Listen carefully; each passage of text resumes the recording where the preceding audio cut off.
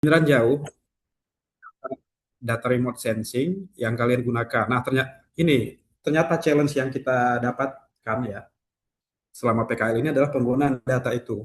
Ya, kadang-kadang itu enggak ideal ya. Datanya tidak ideal untuk unit analisis atau untuk coverage wilayah kajian kalian gitu ya. Di sini ada yang kajiannya per desa ya, desa RW atau seterusnya gitu ya. Nanti kita lihat kira-kira bagaimana gitu. Tapi sebelum ini, yang paling saya notice adalah dari pemaparan eh, project secara judul penggunaan data adalah mungkin kalian juga notice ya, saya selalu mempermasalahkan penggunaan data CHIRPS ya. Itu adalah data peruntukannya untuk global, gitu ya, peruntuk untuk global apa global dan biasanya kalau data global itu secara spasial itu sangat kasar resolusinya ya. Jadi nggak bisa untuk analisis lokal, analisis detail gitu ya. Jadi banyak kesalahan mahasiswa dalam skripsi, project dan seterusnya seperti itu, gitu ya. Terus gimana Pak? Apa ada solusi gitu ya? Nah ini akan kita bicarakan gitu ya. Nah itu terkait CHIRPS gitu. Karena kenapa saya mengkhususkan pembahasan ini ya? Karena asumsinya adalah untuk penggunaan data sekunder yang lain, misalnya pakai Sentinel-2, Landsat, dan seterusnya. Ini kan kalian sudah biasa gitu ya, udah selesai juga mata kuliah penginderaan jauh dan praktikum ya. Semester lalu juga kita udah ketemu di analisis citra digital gitu ya. Nah, apa namanya? Jadi saya pikir nggak masalah, tinggal menyesuaikan seperti itu ya. Sebelum masuk ke yang data sorry, rainfall ya, saya tanya dulu, ada nggak yang eh, menemukan ini ya kendala terkait data sekunder? Masih bingung nih Pak, pakai data citra apa misalnya gitu? Ada nggak? Selain data curah hujan saya sangat menekankan pakai data stasiun ya untuk PKL 3 ini. Gimana? Kelompok, semua kelompok deh. Ada? Dijawab aja. Berarti apa namanya? Tidak ada atau ada supaya kita lanjut. Kelompok saya aman, Pak. Oke, aman. Yang lain?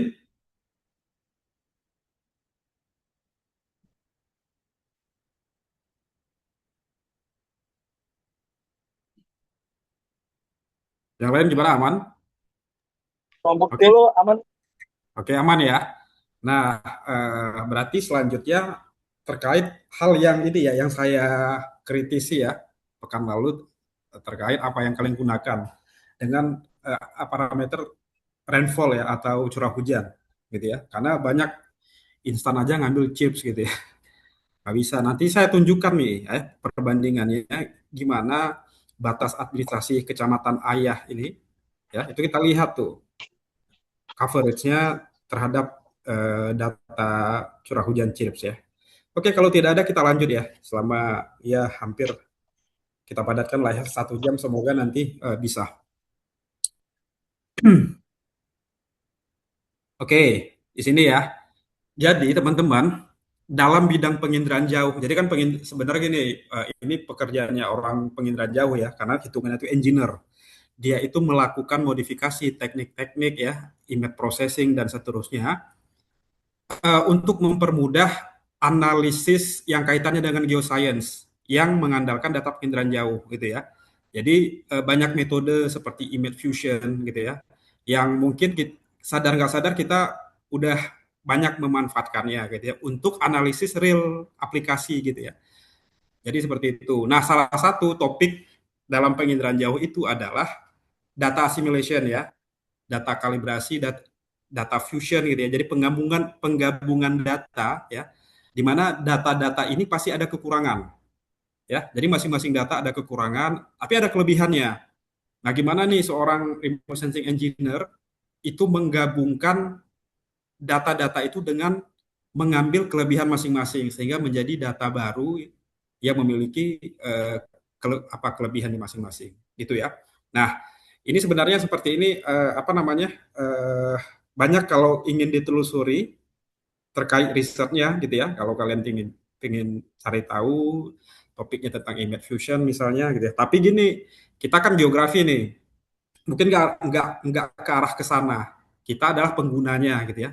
Adalah penggunanya, artinya metode-metode yang diterapkan atau yang dipublish oleh peneliti remote sensing ya, yang menjawab kebutuhan kita, nah itu boleh kita pakai, gitu ya. Oke, berarti dipakai atau diadopsi seperti itu ya. Oke, nah salah satunya apa? Salah satunya yang menjadi eh, tantangan atau kekurangan adalah seperti yang dikatakan tadi, data chips itu untuk rainfall itu sangat apa ya, sudah dalam kategori ini ya, warning lah kalau digunakan untuk analisis lokal gitu ya. Biasanya data chips itu digunakan untuk apa? Misalnya nih untuk melihat bagaimana eh, terlihat spasialnya curah hujan se-Asia. Nah, itu baru bisa kita pakai data, namanya juga dapat data global ya. Dia itu resolusinya itu sangat kasar ya. Nanti bisa dicari tahu ya. Bahkan dia bukan untuk data-data penggunaan global yang lain, itu dia nggak digunakan, sorry, itu resolusinya bukan dinyatakan dalam meter atau kilometer lagi, tapi udah degree ya. Misalnya resolusi berapa? 1 derajat. Tuh bayangin, coba kalian konversi 1 derajat itu berapa kilometer. Nah, itu ya data-data. Jadi kita harus tahu penggunaan data ini asal usulnya apa dan peruntukannya untuk apa, jangan salah gitu ya. Nah, itu banyak yang miss di sini di mahasiswa ya. Nah, di sini ini ya, coba kita sharing ya. Ternyata ada. Boleh nggak Pak pakai cheat? Boleh, boleh. Tapi ada caranya, jangan langsung gitu ya. Kita menyesuaikan dengan kebutuhan kita. Di sini ada ya namanya ya downscaling dan kalibrasi data ex situ rainfall. Yang kalian membayangkan apa nih kegiatannya kalau judul seperti ini? Downscaling dan kalibrasi data ex situ rainfall. Coba dari downscaling lah. Downscaling apa artinya? Kan Pak, apa? maaf motong. Izin, ini share screen-nya nggak ada, Pak. Loh, itu yang saya tanya. Berarti nggak kelihatan? Tadi ada, Pak. Ini sekarang lagi nggak ada. Tunggu, saya cek lagi. Nah, ini nih suka error kayak gini. Nih, ini udah. Ada, Pak, sekarang. Tuh. Nanti kalau dia keluar lagi, kasih tahu aja ya. Siap, Oke, Pak. di sini downscaling dan kalibrasi data ex situ rainfall ya. Coba downscaling dan kalibrasi itu apa? Data ex situ itu apa coba? Langsung aja kita biar cepat ya. Saya ingin memastikan dulu, paham dulu nih istilahnya sebelum kita lanjut. Ayo,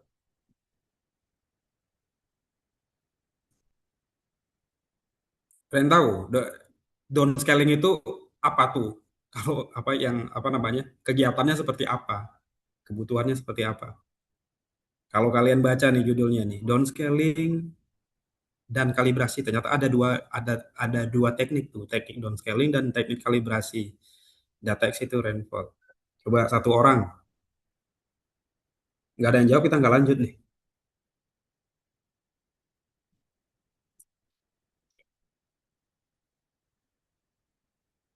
Ya perlu pakai definisi Downscaling, seperti itu. Oke, downscaling apa? downscaling teknik ini Pak, setahu saya kayak suatu citra dibuat lebih detail kayak misalnya pakai apa ya? Kayak di Landsat kan ada pen sepering itu karena kalau dia ada Hmm, karena dia bisa di downscale pakai band pankromatik itu hmm. seperti itu Pak downscaling kayak gitu. Oke, jadi ini Jadi ya. dari citra Oke, yang katakanlah kasar biar dia lebih rinci. lebih rinci, lebih halus. Oke, kita simpan dulu. Kalau kalibrasi apa?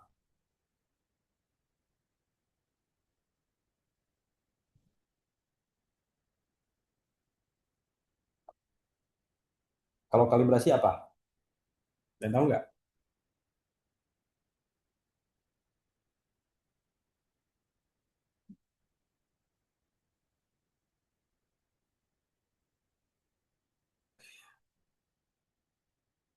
Oke, ke downscaling dulu ya. Benar ya. Jadi downscaling itu teknik ya. Teknik kita itu memberikan detail yang lebih kepada data yang kasar ya. Ini kaitannya dengan data raster gitu ya. Misalnya tadi nih resolusinya adalah 1 kilometer.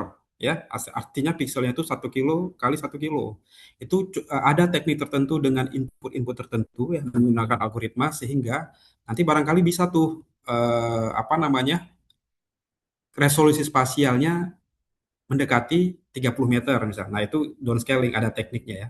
Kalau kalibrasi, jadi kalibrasi itu gini ya. Di sini ada data ex situ ya, lawannya adalah data in situ. Kan sudah pernah kita jelaskan ya. Salah satu kelebihan data pengukuran langsung ya, data yang stasiun itu adalah dia adalah data primer. Artinya dia memang berdasarkan pengukuran ya. Jadi emang diukur nih parameternya ya. Sedangkan data ex situ, data-data penginderaan jauh ya, termasuk chips ini itu data ex situ. Dia itu bukan data pengukuran, dia tidak hasil pengukuran ya. Dia bukan hasil pengukuran, tapi dia hasil estimasi ya. Kalau ditanya mana lebih akurat, pasti data in situ, pasti data stasiun yang lebih akurat ya. Hanya saja data stasiun kekurangannya apa? Dia secara coverage ya, tidak luas, dia hanya mewakili titik itu saja, titik di mana stasiun itu berada ya di koordinat itu. Nah, sedangkan data X itu ya data raster ini punya kelebihan secara coverage ya, dia lebih luas dan menyeluruh dan insight spasialnya terlihat gitu ya. Nah, kalibrasi apa? Kalibrasi adalah kegiatan untuk meningkatkan keakuratan dari data X itu. Dia butuh input apa? Dia butuh input data lapangan. Berarti apa nih maksudnya? Di sini katakanlah kalian menggunakan data chips ya. Ya, ini walaupun kita di sini berbicara tentang chip saja, karena memang yang kita lihat, yang kami lihat tim dosen adalah problemnya di situ ya. Nanti boleh juga disesuaikan ya dengan data yang kalian gunakan gitu ya. Secara teknis sama gitu ya. Tapi yang kita tekankan, yang kita angkat di sini adalah isu tentang penggunaan data curah hujan ya. Karena ada beberapa kelompok yang seperti itu. Bukan berarti kelompok yang lain tidak dijawab kendalanya ya, sama ya. Nanti kalian bisa menerapkannya juga untuk parameter tertentu barangkali. Maksudnya apa di sini? Berarti boleh data chip itu digunakan ya untuk desa kalian, untuk kecamatan ya selama PKL nanti, asalkan dia melewati ya effort lah ya, jangan langsung gunakan karena misalnya dituangkan dalam artikel itu kalau si reviewernya paham ya itu pasti ditolak karena dia nggak reliable hasilnya gitu ya. Data estimasi dipakai untuk lokal, estimasi global gitu ya dipakai untuk lokal itu nggak bisa.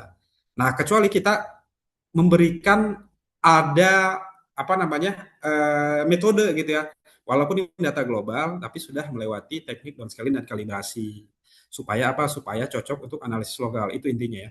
Jadi downscaling maksudnya adalah kita akan mengubah ya, mencoba berusaha meninggikan resolusi spasialnya data citra yang kasar ya itu kita tinggikan resolusinya nanti kita lihat pakai apa dan kalibrasi adalah kita ya mengkalibrasi hasil estimasi data citranya ya berdasarkan data pengukuran langsung gitu ya. Artinya apa? Di sini ada dua kegiatan. Yang pertama secara spasial ditinggikan, yang kedua secara keakuratan ditinggikan juga. Paling tidak mendekati lah dengan data stasiun pengukuran langsung. Nah, itu dijelaskan nanti di metode ya. Maka penggunaan data chips mungkin tidak akan menjadi masalah lagi. Itu ya intinya ya. Oke, selanjutnya saya tanya. Ini menurut kalian data apa? Coba yang dari kiri, satu, dua, tiga. Kiri atau kiri, tengah, kanan. Coba, ada yang tahu nggak?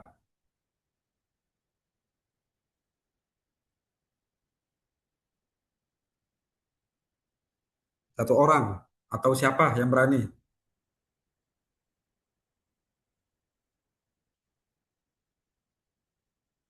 Ini baru banget nih saya, ini ya, apa namanya, proses coba. Ini coba. Coba, ada yang tahu nih data apa?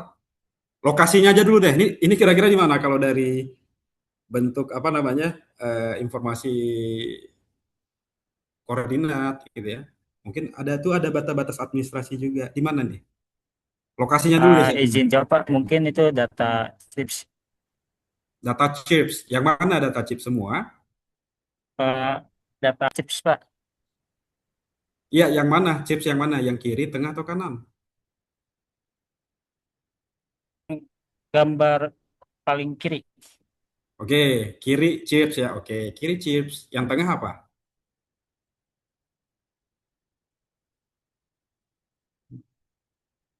Yang tengah apa ya? Atau yang lain juga boleh jawab.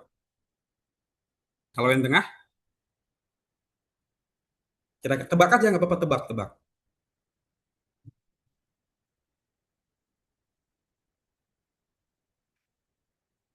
Mungkin data in situnya, Pak. Data in situ, oke. Kalau yang kanan, Data in situnya, Pak. X itu juga, berarti chipnya juga, gitu. Oke, disimpan dulu ya. Oke, tadi karena disinggung data in situ, lihat ya, itu ada, kalian notice nggak di situ ada 4 titik merah? Kelihatan nggak? Nih, satu ya, sini satu, dua, Iya, tiga, Pak. 4. Nah, itu data in situ. Saya coba nyari loh, ada nggak nih stasiun hujan di sini? Ada ternyata. Walaupun, oke, lokasinya di mana ini? Kalau langsung saya jawab. Lokasinya di mana? Kalau dari Kebumen. bumi, di mana? Di bumi. Iya, iya sih. Maksudnya di daerah mana gitu ya? Daerah mana? Kebumen, Pak. Ben- Oke, ke bumi. Bentuk SHP ini kalian nggak ingat? Bukannya udah ditampilkan ya? Kalian tampilkan di Kecamatan atau Ayah, Pak. atau saya salah? Ini beneran Kecamatan Ayah kan? Iya, Pak, benar, Pak. Yang garis yang di bold, bener ya? Oke, ini Kecamatan Ayah. Nah, walaupun ya tidak terdapat persis stasiun yang ada di kecamatan ini ya, tapi secara prinsip kita masih memungkinkan menggunakan stasiun yang ada di luarnya. Sebenarnya ya, oke, berarti ini ya, saya spill lokasinya ini benar Kecamatan Ayah, tapi data apa nanti kita lihat ya. Nah, ada at least ada 4 lah. Walaupun nanti banyak ya kita. Jadi gini, Kecamatan Ayah itu kan biasanya kalian biasa nyari data curah hujan stasiun, kenapa enggan nyari data stasiun itu gara-gara apa? Pertama kalian nyari di mana? Di website apa? Di institusi apa yang kalian yang jadikan rujukan untuk data curah hujan biasanya?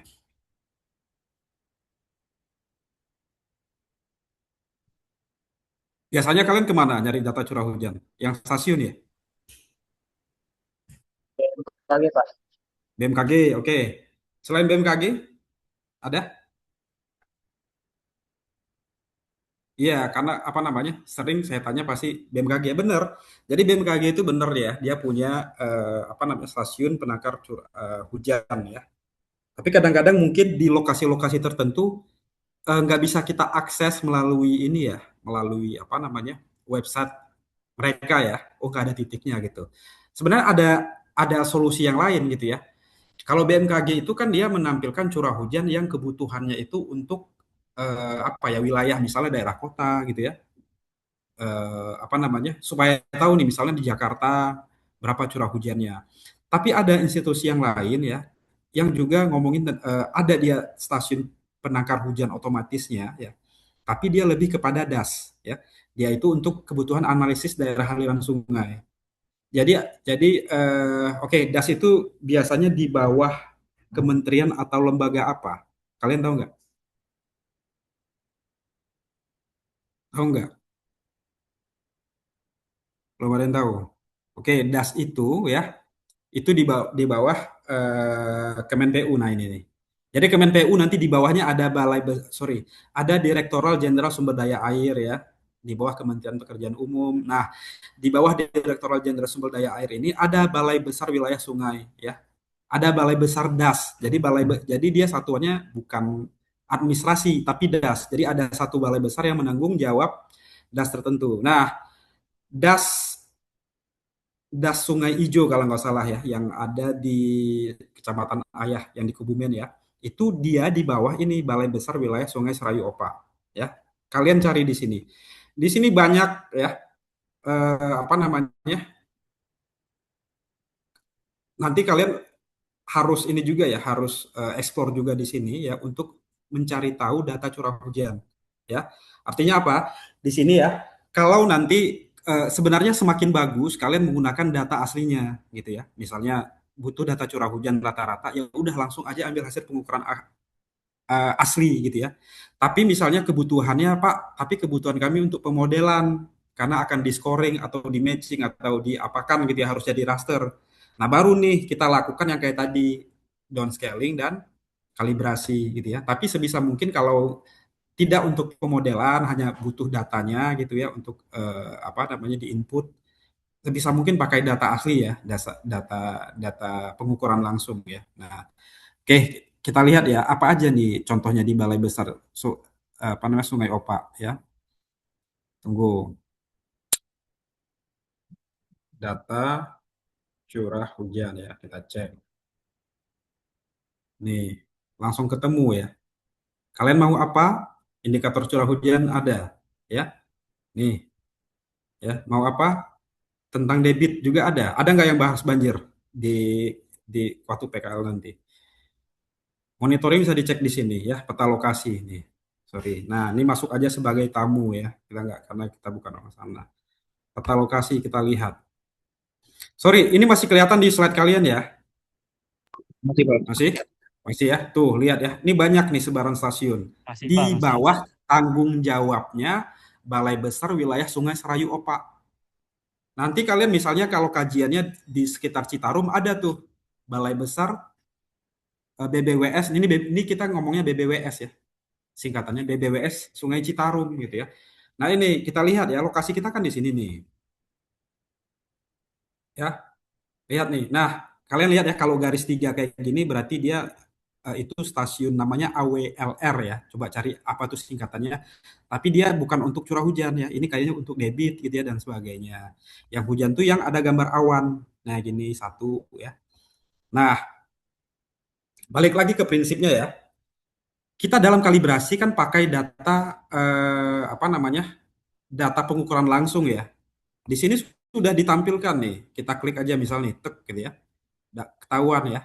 Nama pos airnya itu Sida Mulia ya.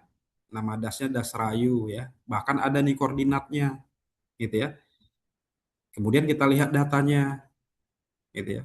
Lihat datanya. Ini maksudnya tidak hanya untuk kebutuhan PKL ya, tapi nanti untuk penelitian kalian gitu ya. Lihat ini bahkan untuk per jam per hari dia juga ada per jam bahkan ya. Kalian pilih yang per hari ada nih 00 dia 1,6 mm seterusnya gitu ya. Dan seterusnya ya. Nah, bisa pakai. Jadi sangat memungkinkan kita mengkalibrasi data si chip sebenarnya kalau mau gitu ya. Jadi gitu. Nah, di sini ya, balik lagi nih. Kita balik ke sini lagi. Oke, saya jelaskan ya. Jadi tadi yang benar tebakannya hanya yang paling kiri. Benar, ini data chip asli nih. Ya. Ini kan kita masih ngambil coverage yang ada eh, stasiun hujan terdekatnya ya, ada 4 ya. Tapi kan kita mau fokus nih ke si kecamatan Ayah gitu ya. Coba kita lihat nih selanjutnya ya. Nah, kita lihat di kiri ya. Kalian lihat sebelah kiri ini untuk keseluruhan kecamatan Ayah ini ada berapa piksel nih kalian lihat. Kalau kalian cek. Berapa kali berapa pikselnya? Bisa hitung nggak? Coba berapa kali berapa? 3 kali 2 Pak. 3 kali 2 ya. 3 kali 2 piksel. 3 kali 2 berarti ada 6 piksel. Coba bayangkan gitu ya. Itu data global digunakan untuk lokal. Ini masih kecamatan loh. Itu banyak judul yang per desa ya. Lu bayangin nih. Misal ngomong desa apa nih di sini ya. Itu nggak ada insight apa-apa kalau menggunakan chips. Nah, itu makanya kenapa saya sangat nggak setuju. Ya. Karena memang nggak sesuai dengan prinsip penelitian gitu ya. Jadi memang berdasar gitu ya. Dan ini juga ini menjadi malulah kita orang geografi UNJ, masa penggunaan data tentang penelitian aja nggak bisa selektif. Hal kayak gini aja nggak paham, kan malu ya kita dinilai seperti itu ya. Sama orang UI misalnya, sama orang IPB atau seterusnya, gitu. Malu ya. Gitu. Oke, kita lihat ya. Nah, jadi make sense ya sampai sini ya. Kenapa data chip itu nggak cocok langsung digunakan? Seperti metode penelitian beberapa judul. Karena nggak hanya satu, gitu ya. Nah, lihat nih. Dia hanya 1, 2, 3, 4, 6 piksel doang gitu ya. Terus dia bukan data lokal, karena data curah hujan barangkali ada stasiun lokal walaupun berbayar ya, yang artinya pikselnya itu lebih detail, mungkin lebih akurat ya. Ini data global. Biasanya data global itu dia itu memang tetap tetap menjaga sebisa mungkin pixel value-nya itu mendekati nilai asli pengukuran. Tapi biasanya di lokasi atau negara di mana bukan tempat asal dari si company yang punya satelit, itu biasanya tingkat validnya itu rendah. Contoh misalnya Modis, ya itu kan Modis, Landsat kan, sorry, Modis mungkin punya data-data produk ya yang udah langsung dipakai misalnya evapotranspirasi ya, banyak ya. Nah, biasanya mereka ya kalau jadi walaupun dia nggak akan baku, biasanya pasti yang lebih bagus datanya itu di wilayah-wilayah Amerika misalnya gitu. Tapi di lokasi-lokasi yang di luar sana mungkin nggak terlalu terkalibrasi, gitu maksudnya ya. Di sini bisa kita lihat ya. Coba kalian lihat ya. Di sini chips ya. Chips itu maksimalnya, ini data ini ya, diambil dari tahun ketiga data ini sama. Dari tahun, sorry, perhitungannya itu akumulasi ya, akumulasi curah hujan dari bulan Agustus 2024 sampai hari ini. Sorry, bukan 2004, 2025, Agustus 2025 sampai April 2026, hanya 9 bulan ya. Ini berarti menunjukkan curah hujan selama 9 bulan. Nanti kalian bisa setting sendiri di GEE ya, udah pada bisa, harusnya udah pada bisa pakai. Nah, lihat ini, chips ini mendeteksi adalah 4 berapa nih? 4.474 mm per dalam 10 bulan itu. Segitulah curah hujannya. Yang tertinggi ya, yang tertinggi, walaupun di sini nanti kita lihat nih berapa nih yang di Kecamatan Ayah gitu. Oh sorry, ini kayaknya yang di Kecamatan Ayah. Iya benar-benar, ini yang di Kecamatan Ayah ya. 4 ribuan ya, bandingkan dengan yang di tengah. Oke, yang di tengah itu apa Pak? Yang di tengah ini adalah chips yang versi sudah di downscaling. Ya, di downscaling dengan apa? Dengan parameter-parameter surface.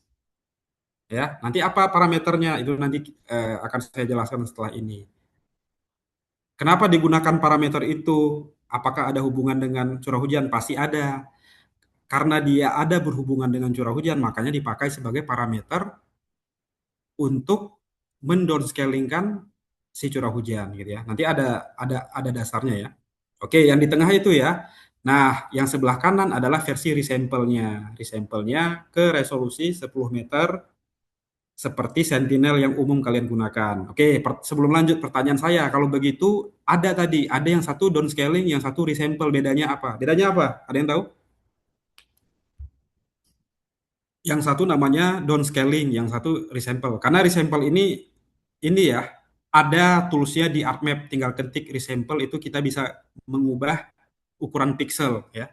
Tapi kenapa dia dikatakan resample bukan downscaling? Coba ada yang tahu? Saya mau tahu logika kalian dulu. Ada yang tahu nggak?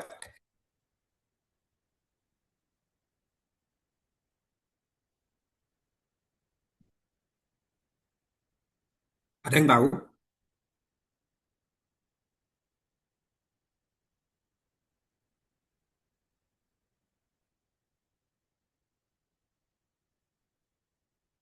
Ayo, atau siapa yang berani kasih pendapat? Jawab dulu. Boleh, boleh lihat, googling dulu juga boleh. Tanya Oke. GPT dulu. Oke, silakan. Silakan, siapa tadi yang mau jawab?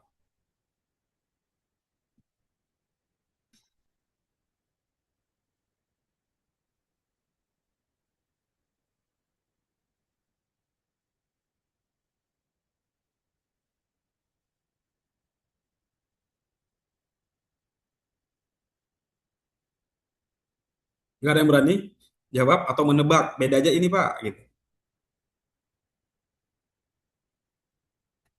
Ada nggak? Berarti nggak ada ya? Tidak ada. Mungkin ini Pak, Oke, kalau silakan. kalau resample itu dia eh, setahu saya dia merata-ratakan pixel-pixel di sekitarnya Pak. Kayak kan ada bill-bilik gitu. Eh, Oke. Pokoknya dia kalau resample itu dia eh, ngedown apa ngenurunin resolusi tapi dia berdasarkan pixel-pixel sekitarnya, Pak. Oke, kalau downscaling, Kalau downscaling itu dia butuh suatu variabel-variabel lain yang mungkin citranya lebih bagus. Kayak kemarin tuh saya kan pakai LST-nya Modis sama eh, NDVI Sentinel itu maksudnya downscaling, Pak. Jadi dia LST-nya bisa resolusinya 10 meter seperti itu. oke, oke. Hampir tepat ya, secara prinsip benar ya. Tapi secara teknis apa yang dilakukan gini. Jadi kan ada citra ya. Citra kan misalnya citra resolusinya adalah 5 kilometer ya. Itu dengan mudah kalau hanya mengubah ukuran pixel mah gampang, tinggal masukin ke ArcMap ya. Pakai tools resample, tinggal atur pingin diubah jadi ukuran berapa nih pixel. Bisa langsung masukin mau 10, mau 5 cm juga bisa ya. Dalam sentimeter juga bisa. Kemudian tinggal pilih ini metodenya apa? Apakah pakai nearest neighbor, apakah pakai cubic, apakah pakai bilinear gitu ya. Itu ada pilihannya ya. Tapi hasilnya apa? Hasilnya kita hanya merubah ukuran pixelnya saja, tapi tidak memberikan tingkat kedetilan yang berarti. Gitu ya. Itu namanya resample. Simpelnya resample itu hanya mengubah ukuran pixel saja. Gitu ya. Hanya diubah ukuran pixelnya, tapi tidak memberikan tingkat informasi detail yang berarti gitu ya. Walaupun ini ya, walaupun terlihat ada transisi, tapi itu bukan apa namanya detailnya kurang lebih sama ya. Jadi yang sebelah kanan ini kan hasil resample ya, resample yang tengah. Jadi yang tengah ini hasil downscaling, kemudian yang kanan ini hasil dilanjutkan dengan resample. Kalau kita lihat bandingkan yang tengah dengan yang kanan ya, walaupun sekarang ukuran pixel mereka berbeda, tapi secara kedetilan kan nggak ada informasi yang berarti kan. Secara pola sama aja. Oke, birunya terkonsentrasi di sana, curah hujan tertinggi. Tapi kita nggak melihat efek zoom in-nya. Kita tidak lihat adanya perbedaan karakteristik spasialnya. Ya, itu resample, hanya ngubah ukuran pixel. Nah, sedangkan yang dilakukan dalam downscaling adalah dia itu tidak hanya sekedar mengubah ukuran pixel, tapi juga memberikan informasi detail. Nah, kalian kebayang nggak? Ini dari yang sebelah kiri, ya. Kalau dilakukan resample dengan ukuran yang tengah, tentu dia tidak seperti yang tengah ini, ya. Paling paling apa namanya? Oke, ukuran pixelnya sama kayak di tengah, tapi pola orange kuningnya sama kurang lebih, gitu ya. Tapi di sini karena kita pakai downscaling, ternyata setelah diturunkan resolusinya, bukan turun, dinaikkan ya. Kalau resolusi mah dinaikkan. Maka kita ketemu nih ada detail-detail ya, kayak oh ternyata di sini ya lebih tinggi ya. Kan yang tidak terlihat perbedaannya menggunakan ukuran ASI yang belum di downscaling. Tapi walaupun begitu kita kembali dulu ya. Oke, walaupun ya ini kan hasil downscaling ya, tapi secara pola kalian lihat sama kan? Artinya dia tiba-tiba ada warna biru di sini ya itu bukan bukan tiba-tiba aja, dia itu melihat pola secara global, gitu ya, paham ya? Contohnya di sini, maksud saya polanya itu apa? Ini ya, kita lihat di pojok kiri atas ya. Di sini kan termasuk yang curah hujannya yang terestimasi rendah, gitu ya, terestimasi rendah. Kita lihat yang lain kan kurang lebih sama ya, gitu ya. Hanya saja setelah di sampel dia bisa memberikan detail yang lebih, gitu ya. Yang sebelah ini daerah yang apa ya? Daerah yang perbukitan kalau nggak salah ya. Cenderung tinggi curah hujannya. Itu juga ada informasi itu ketika di resample. Jadi ketika meresample itu yang pertama gini, dia itu memang sangat tergantung dengan parameter apa yang kita gunakan, propertiesnya, gitu ya, survei propertiesnya gitu ya. Tentunya dia akan membaca pola itu juga. Jadi oleh karena itu ketika kita pilih properties itu parameternya harus yang benar-benar memang ada kaitannya dengan curah hujan, apapun itu ya. Ini kan kita masih ngomong resample data curah hujan. Nanti misalnya kalian pengen resample data LST, berarti nyari itu apa survei properties yang memang berkaitan dengan LST yang dia punya data detailnya gitu. Itu bisa dipakai gitu ya. Nah, itu yang dilakukan ya. Setelah disampel, ini jadi apa yang ditekankan di sini? Jadi kurang lebih dia tetap sama secara pola, gitu ya. Tapi dia memberikan insight atau informasi lebih detail setelah mengalami apa downscaling, gitu ya. Downscaling. Jadi dia bukan downscaling. Kenapa gini, Pak? Kenapa downscalingnya itu nggak langsung ke ukuran 10 meter ya? Karena di sini yang saya lakukan adalah surface properties yang digunakan menggunakan data modis. Silakan cari tahu sendiri berapa resolusi data modis ya. 1 kilo ya, 1 kilometer, 1 sampai 2 kilo. Jadi coba kalian googling berapa sih resolusi chips? Saya juga googling. Berapa? Ada yang tahu?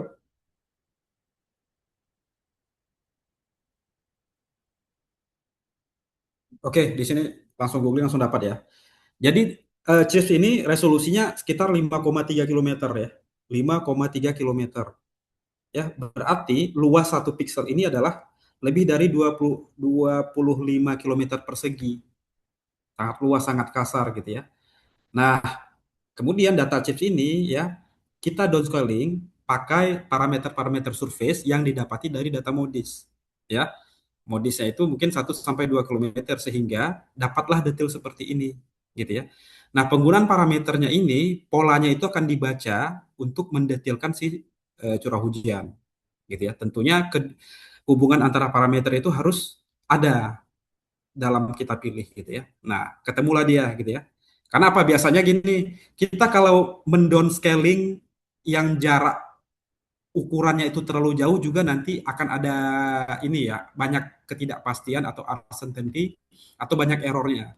Misalnya nih, data yang 1 derajat ya, data global itu langsung pakai apa? Sentinel-2 misalnya atau pakai UAV ya atau pakai apa drone. Nah, itu mungkin akan sulit komputer membaca pola itu.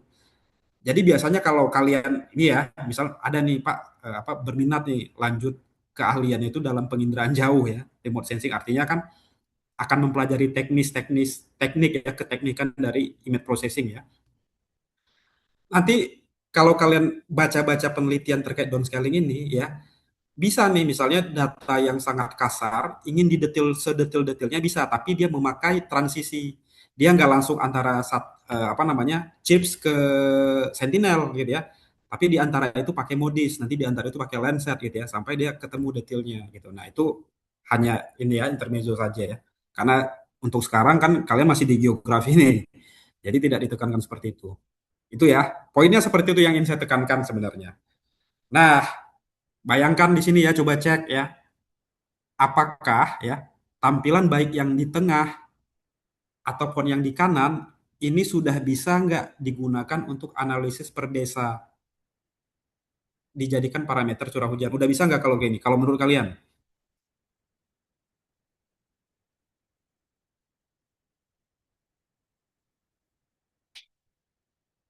udah bisa nggak? Atau masih kurang dibandingkan dengan ukuran chips yang asli? Tentu sudah bisa karena dia sudah bisa jelas nih ya kalau kita bandingkan ya. Pakai chip asli ya, misalnya nih, ini antara desa ini sama nih. Ini 1 pixel aja dia udah mengcover banyak desa ya, desa di bawah. Nah, ketika kalian sudah menerapkan, karena reviewernya nanti kan kalian kan produk luarnya kan disuruh nulis artikel ya, bahkan nggak reviewernya aja yang tantrum nanti ya, apa namanya dosen pembimbingnya juga ya, karena pasti tertolak karena dia secara metode udah tertolak, udah nggak reliable aja gitu ya. Nah, setelah kalian akan punya alasan menggunakan chips setelah menyampaikan bahwa menggunakan metode atau teknik downscaling dan kalibrasi sehingga dia cocok secara coveragenya untuk menganalisis satu desa. Gitu. Itu poinnya sebenarnya ingin saya sampaikan dalam pertemuan ini. Gitu ya. Oke, kita lihat lagi. Nah, tadi ya. Jadi kan ini kan lokasinya ya. Ya. Ini ya. Walaupun kecamatan Ayah itu ya berada di sini kalau nggak salah ya. Ini ya, Ajah ini Ayah ya. Tapi karena memang dia tidak terdapat stasiun curah hujan, maka kita boleh untuk sekedar mengkalibrasi menggunakan stasiun di luarnya ya. Asalkan si citra yang akan kita kalibrasi itu mencakup lokasi sasaran kita, dalam hal ini adalah kecepatan ayah dan stasiunnya, ya. Nah, itulah kekuatan statistika gitu ya. Walaupun dia piksel yang terhubung hanya piksel yang benar-benar beririsan dengan stasiun ya, tapi ketika terkalibrasi maka piksel yang lain juga ikut terkalibrasi gitu ya. Nah, juga dalam hal kalibrasi dia kan kayak regresi linier ya, kalau kalian tahu. Nanti regresi linier itu kan estimasi atau prediksi yang paling simpel ya. Nanti nanti kalau kalian pelajari versi yang lebih baiknya lagi pakai machine learning, versinya lebih baik lagi pakai deep learning gitu ya. Jadi secara prinsip tetap sama. Sebenarnya dia lebih baik semakin banyak datanya yang kita gunakan semakin baik gitu ya. Gitu ya. Jadi maksudnya apa? Kalau kalian ingin mendapatkan hasil kalibrasi yang lebih baik, boleh aja nih libatkan juga yang stasiun yang ini nih di sini. Tapi konsekuensinya apa? Raster untuk digunakan dalam kalibrasi kan lebih luas ya, gitu. Artinya si citranya harus sampai sini gitu ya. Tapi dalam hal ini yang saya contohkan adalah hanya menggunakan 4 stasiun. Jadi croppingnya itu nggak terlalu lebar. Tapi kalau ingin mendapatkan tingkat kalibrasi yang lebih tinggi, sekali lagi, libatkanlah lebih banyak titik pengukuran stasiun, gitu ya. Seperti itu. Ini sebenarnya walaupun di sini masih ada ya yang ini, kemudian yang di Banyuoro ini ya, kemudian yang di sini. Ada lagi nih, yang di sini juga. Seperti itu. Nah, setelah kita kalibrasi secara apa ya, global image-nya, setelah terkalibrasi dan terdownscaling, baru boleh kita crop ke lokasi kita. Jadi itu secara teknis dan itu sangat biasa gitu ya, tidak apa namanya, tidak cacat di dalam metodologi penelitian ya, asalkan dijelaskan gitu, karena memang itu menjadi salah satu solusi ya pendekatan gitu. Oke, jadi apa kegiatannya? Jadi kegiatan ini sudah saya coba nih pakai data chips, di downscaling pakai Modis, kemudian dikalibrasi lagi pakai data stasiun, maka dapatlah yang paling kanan ini, gitu ya. Nah, tadi kan kita menggunakan 4 stasiun ya. Nih, jadi yang satu itu namanya tuh Watu Agung ya, ada koordinatnya ya. Watu Baru ada koordinatnya, Sindo ada koordinatnya ya. Nanti ini bisa dioperasikan di GII ya. Kemudian dihitung ya. Harus sama waktunya ya. Itu dengan chips kalian. Misal nih, Pak, kami pakai chips itu untuk tahun 2025 keseluruhan. Berarti kalian harus record curah hujan tahunan tahun 2025 di masing-masing si stasiun sebagai input, gitu ya. Jadi nanti stasiun ini dia itu nanti akan beririsan dengan pixel yang mana, maka mereka akan membandingkan ya di komputer yang melakukan itu ya, membandingkan bagaimana kedekatan nilai pixel itu dengan nilai poin dari pengukuran langsung ini. Tentunya yang dijadikan referensi adalah nilai stasiun ya.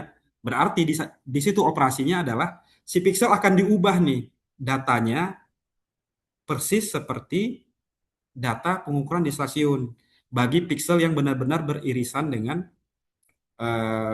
stasiun ya. Oleh karena itu semakin banyak stasiun semakin bagus gitu ya. Dan itu dilakukan setiap pixel yang berada pada berapa banyak stasiun kita ya. Nah, itu kalau kalian pernah ini ya, kebayang ya ada X, Y, kemudian ada regresi linear, ketahuan slope-nya, R square-nya berapa, tahu ya? Masih ingat ya? Kalau dalam statistika ya. Kurang lebih kan nanti akan ketahuan rumusnya gitu ya.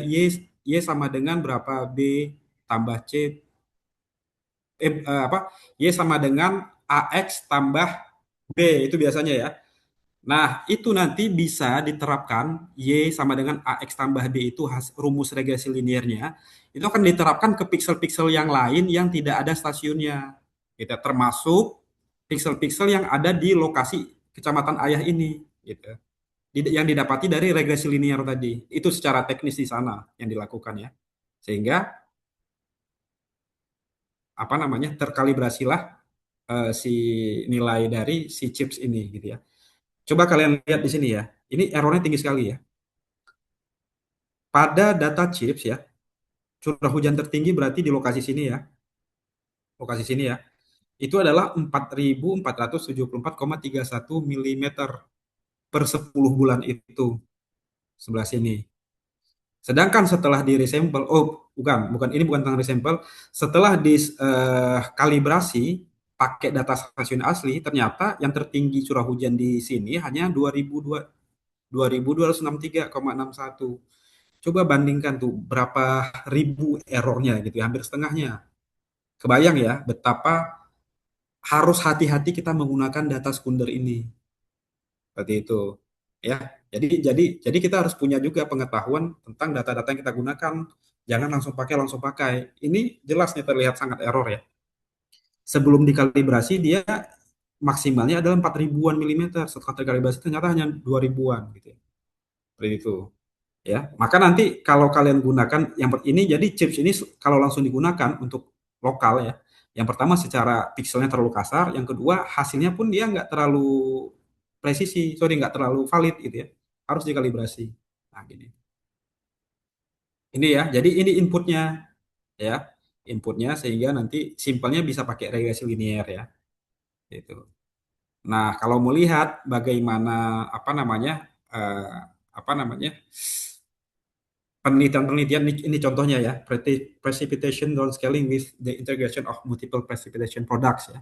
Ada pakai lens surface data, ada pakai gauge station ya, pakai pengukuran langsung ya, dan pakai machine learning algoritma ya. Nah, tapi karena kalian kebutuhannya bukan untuk memecahkan masalah itu, hanya menggunakan, nanti ini saya tunjukkan metode yang accessible lah, bisa dilakukan ya. Ini artinya apa? Di sini saya ingin menekankan teknik ini bisa digunakan ya. Memang ada penelitiannya. Dan kita kan di geografi ini bukan untuk meningkatkan produk ya, tapi kita tinggal pakai aja tekniknya ya. Oke,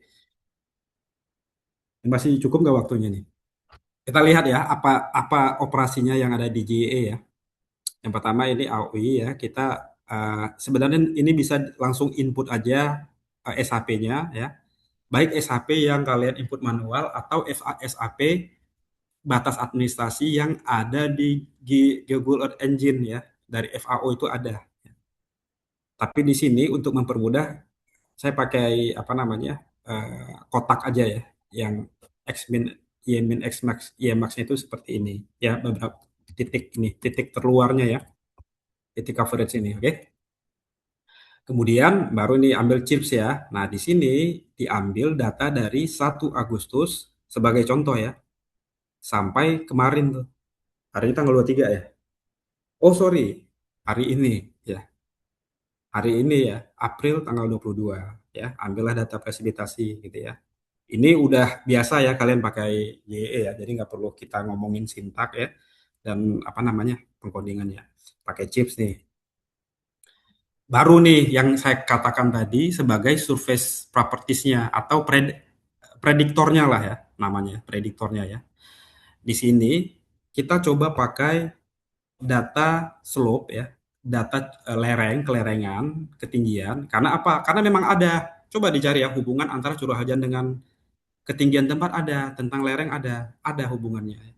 Kemudian di sini NDVI ada juga ya. Jadi surface yang berlebih banyak vegetasi itu ada hubungannya dengan kejadian presipitasi di lokasi itu, gitu ya. Ada. Kemudian LST ya, LST juga dipakai ya. Surface temperature itu ada juga hubungannya dengan curah hujan. Jadi surface properties itu yang coba kita pakai, kita terapkan adalah ini ya, DEM, NDVI dan LST. Yang kesemuanya adalah MODIS ya. Kenapa tidak pakai Landsat? Karena terlalu jauh ya, 5 kilometer tadi dengan 30 meter itu terlalu jauh, nanti nggak terlalu baik ya, si komputer akan memprediksi menggunakan algoritma ini, gitu ya. Oke, di sini diambil. Nah, harusnya idealnya coba teman-teman perhatikan di sini, untuk filter date-nya itu ternyata harus mundur sampai tahun 2022 ya. Idealnya dia itu harus benar-benar sama dengan data si chips ya. Tapi kalian nanti coba usahakan emang harus sama nih pengambilan waktunya ya. Tapi ternyata kita coba untuk lokasi di Kebumen ini nggak bersih, banyak awan ya, sehingga harus terpaksalah ditarik mundur sampai 2022. Baru tuh ketemu NDVI dan LST-nya yang akan digunakan sebagai predictors ya. Oke, kemudian di sini ada proses namanya step ya, sampai nanti sampling pakai random forest ya. Kemudian modelnya itu barulah tercipta gitu ya. Elevation, slope, NDVI, and LST untuk meresample si data presipitasi. Nah, baru di sini kita mulai proses downscalingnya gitu ya. Nah, sampai di sini ya, line 102 ini kita sudah menggunakan si predictors ya, yang dari modis tadi, pakai 3 parameter surface, udah terdownscaling ya. Nah, sampai di sini sebenarnya si citra itu memberikan pola spasial yang lebih detail, sesuai polanya 3 parameter si modis. Tapi secara pixel value si chipsnya tetap sama. Jadi sampai 102 ini, langkah 102 ini, estimasi curah hujannya masih yang 4 ribuan yang tadi. Ya. Oleh karena itu, supaya lebih baik lagi hasilnya, kita lakukan kalibrasi dengan stasiun. Ya, di 106 ini baru kita input ya. Di sini ada 4 titik ya, karena yang bisa diambil 4 stasiun. Walaupun nanti bisa di semakin banyak semakin bagus gitu ya. Mungkin misalnya nih ada yang akan menerapkan ini untuk penelitian skripsinya ya. Ya pakailah misalnya 30 titik itu pasti akan bagus gitu ya, atau lebih. Oke, baru di sini baru dia memakai oke, di sini pakai regresi linear biasa ya. Nah, sehingga hasil dari curah hujannya sudah terkalibrasi berdasarkan hubungannya dengan nilai pengukuran langsung ya, pengukuran langsung. Ini nilai dari mana? Dari yang tadi. Pakai nilai yang ini ya. 4 nilainya ya. Karena ini hasil pengukuran langsung. Sehingga hasilnya adalah seperti ini ya. Yang saya tunjukkan di awal tadi. Gitu ya. Bahkan low-nya itu dia, jadi bahkan yang terekam ya, curah hujan terendah itu 1900-an dalam 10 bulan itu. Gitu ya. Oke, kayaknya cukup ya. Oke, cukup. Ada pertanyaan dulu?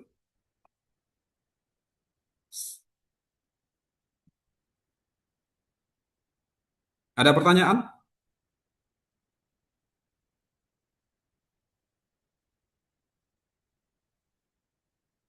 Berarti semua kelompok yang menggunakan parameter curah hujan, ya, yang pertama saya sangat dorong pakai aja langsung data stasiun kalau ada. Tapi saya yakin sih itu kan effort yang bisa kita lakukan mengaksesnya di internet ya. Tapi mana tahu nanti di lokasi emang ada data-data apa namanya titik pengukuran curah hujan ya, stasiun curah hujan, tapi dia nggak diplot di internet gitu. Itu di BMKG itu sebenarnya ada tuh data-data yang di bawah apa namanya lebih detail lagi itu ada, tapi mungkin nggak ditampilkan ya lokasi titiknya seperti itu.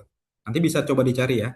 Jadi saya sangat menyarankan lebih baik usahakan pakai data asli dulu, gitu ya, data data pengukuran.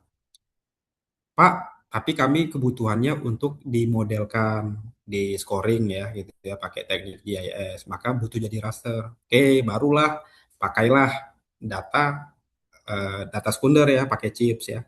Tapi karena si chips ini yang pertama resolusinya kasar, kemudian dia itu adalah bukan pengukuran tapi estimasi, tentu banyak error ya. Maka kita perlu melakukan perlakuan. Perlakuannya apa itu? Itu yang tadi yang sudah kita diskusikan. Di downscaling kemudian dikalibrasi. Gitu ya. Berarti wajib semua kelompok yang menggunakan parameter curah hujan wajib melakukan teknik ini.